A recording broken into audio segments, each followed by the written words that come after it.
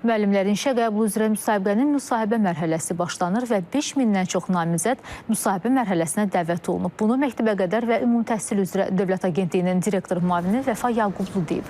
Onun sözlərinə görə müsahibənin keçiriləcəyi tarix və məkan barədə məlumat namizədlərin şəxsi səhifələrinə göndərilib. Namizədlər müsahibə mövzuları ilə miq.edu.az saytı vasitəsilə tanış ola bilərlər. Qeyd edək ki, müsahibə mərhələsi avqustun 26-sından sentyabrın 2-nədək keçiriləcək. Vakansiya seçimi mərhələsinə keçib.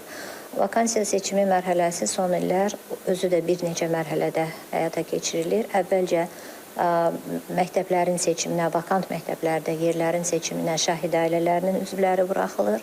Bundan sonra faktiki yaşayış yerində yerləşən məktəblərdəki vakansiyaların seçilməsinə həmin yerlərdə yaşayan namizədlər buraxılır və bundan sonra ümumi mərhələ olur ki, artıq bu mərhələdə ölkənin istənilən yerində yaşayan namizəd istənilən yerdəki məktəbdə vakansiya seçə bilər. Vakansiya seçimində 5000 nəfər namizəd uğur qazanıb, onların təsdiqlənib seçdikləri məktəblər və onlar müsahibəyə dəvət ediliblər. Müsahibədə nə baş verəcək?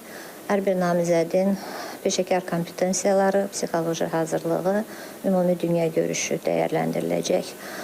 Müsahibə mövzuları ilə tanış olmaq üçün namizədlər miq.edu.az saytında materiallarla tanış ola bilərlər.